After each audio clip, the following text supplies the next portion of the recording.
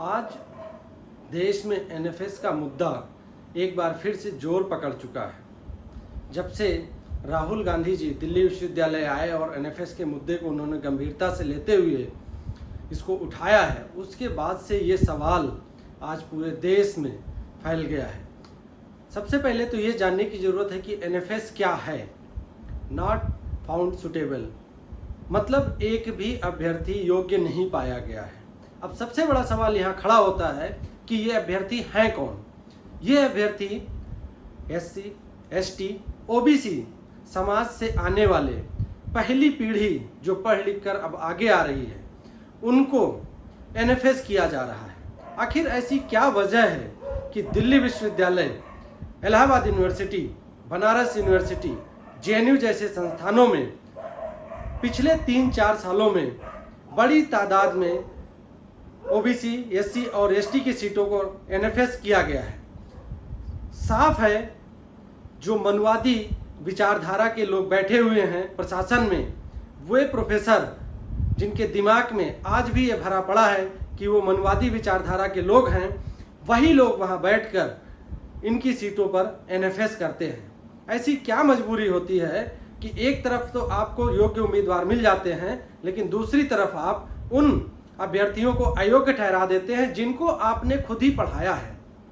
बहुत से अभ्यर्थी ऐसे हैं, दिल्ली विश्वविद्यालय की अगर हम बात करें तो चाहे वो दिल्ली विश्वविद्यालय का दिल्ली स्कूल ऑफ इकोनॉमिक्स हो या फिर और भी डिपार्टमेंट हो सोशल साइंस के, सब जगहों पर एनएफएस किया गया है। Commerce department, history department, Hindi department, कौन सा ऐसा डिपार्टमेंट नहीं है दिल्ली विश्वविद्यालय में जहां पर ओबीसी, एससी, एसटी की सीटों पर एनएफएस नहीं किया गया है। और सबसे मज़ेदार बात यहां पर है कि ये लोग जो प्रोफेसर्स कॉलेज में जा कर के लोगों को एसोसिएट प्रोफेसर और प्रोफेसर बनाकर आए हैं, अगर वो भी यहाँ पर अभ्यर्थी बनते हैं तो उनको भी यहाँ पर अयोग्य घोषित कर दिया जा रहा है। यहाँ पर ये साफ पता चलता है कि इनकी मंशा क्या है, ये किस तरह की विचारधारा के लोग हैं जो नहीं चाहते हैं कि एससी, एसटी, ओबीसी समाज के लोग पढ़ लिख कर आगे आए। दिल्ली विश्वविद्यालय में लगभग 200 सीटों पर एनएफएस हुआ है। इलाहाबाद यूनिवर्सिटी में एनएफएस हुआ है, चाहे वो कॉमर्स डिपार्टमेंट हो या फिर दर्शन शास्त्र विभाग हो या जेएनयू का डिपार्टमेंट हो, आईआईटी, आईआईएम जैसे संस्थानों में भी एससी, एसटी, ओबीसी की सीटों पर एनएफएस हुआ है। मैंने खुद जब डीयू में, इलाहाबाद यूनिवर्सिटी में और जेएनयू में आरटीआई लगाकर इसका जवाब मांगा तो जवाब नहीं दिया गया। और वहाँ से जवाब क्या आता है कि सारा डेटा हमारी वेबसाइट पर अवेलेबल है। ये सरासर झूठ है, कोई डेटा अवेलेबल नहीं है। आखिर क्यों वो डर रहे हैं कि डेटा सार्वजनिक हो जाएगा? ऐसी क्या मजबूरी है डेटा को सार्वजनिक करने की? अब से पहले जब भी एससी, एसटी की सीटों पर एनएफएस होता था तो वहाँ पर 2 बार सीट को एडवर्टाइज किया जाता था। पहली बार एनएफएस किया, फिर दूसरी बार एनएफएस किया, उसके बाद उन सीटों को रिजर्व पोस्ट से अनरिजर्व पोस्ट में कन्वर्ट कर दिया जाता था। लेकिन जब लोग थोड़ा सा जागरूक हुए तो इस पर सवाल खड़ा हुआ, तब जाकर इसको इन्होंने ख़त्म किया और आज इन्होंने ओबीसी की सीटों पर यह करना शुरू कर दिया है। इसका प्रावधान है कि 6 महीने में उस सीट को भरा जाए जिस सीट पर एनएफएस हुआ है, लेकिन कोई भी प्रक्रिया ऐसी नहीं है कि 6 महीने में पूरी हो सके। वे अभ्यर्थी जो मेरिटोरियस हैं, 90+ उनका एपीआई स्कोर है, उनको एनएफएस किया जा रहा है। बड़े बड़े संस्थानों से जो पीएचडी करके आ रहे हैं, गोल्ड मेडलिस्ट हैं, उनको एनएफएस किया जा रहा है। तो ये तो साफ पता चलता है कि प्रतिभा को रोकने की साजिश रची जा रही है।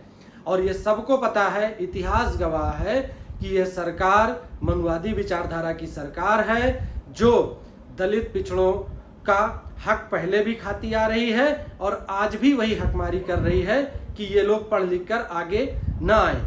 जब डिसीजन मेकिंग में आएंगे तो जाहिर सी बात है कि इनकी जो पहुंच है, इनके जो लोग सत्ता में बैठे हैं, उनके साथ एक समस्या खड़ी हो जाएगी। इसलिए ये लोग यहाँ पर आगे नहीं आने देना चाह रहे हैं। आज सबसे बड़ा सवाल ये है कि इन सीटों पर जो एनएफएस किया गया है उसका डेटा देने से ये लोग भाग क्यों रहे हैं, डर क्यों रहे हैं? यही सबसे बड़ा सवाल है। एनएफएस इन्हीं सीटों पर क्यों हो रहा है? क्योंकि वहाँ जो बैठे लोग हैं वो आज भी उसी विचारधारा से लिप्त हैं, जबकि पढ़ाया लिखाया उन्होंने, और फिर हमें कह देते हैं कि आप इस काबिल नहीं हैं। तो कहाँ पर सवाल खड़ा होता है? यहाँ ये साफ पता चलता है कि ये जो सवाल हम लोगों पर ये खड़ा कर रहे हैं, ये प्रश्न चिन्ह उन पर लगता है कि उन्होंने कैसे पढ़ा लिखा करके पीएचडी की डिग्री हम लोगों की जो है दिलवाई है। ये सवाल उनके ऊपर खड़ा होता है। इसलिए आज ये मुद्दा गरमाया हुआ है और इसके लिए हम लोग जब पहला एनएफएस डीयू में लगा था तब से लड़ाई लड़ रहे हैं। जनवरी 2022 में दिल्ली विश्वविद्यालय को हमारे संगठन एडी की तरफ से एक पत्र लिखकर कहा गया था कि आप इन सीटों पर एनएफएस नहीं कर सकते हैं जब आपके यहाँ योग्य उम्मीदवार उपलब्ध हैं। लेकिन फिर भी उसके बावजूद एसोसिएट और प्रोफेसर की पोस्टों पर जब भी इंटरव्यू हुआ है तब भी उस पर एनएफएस किया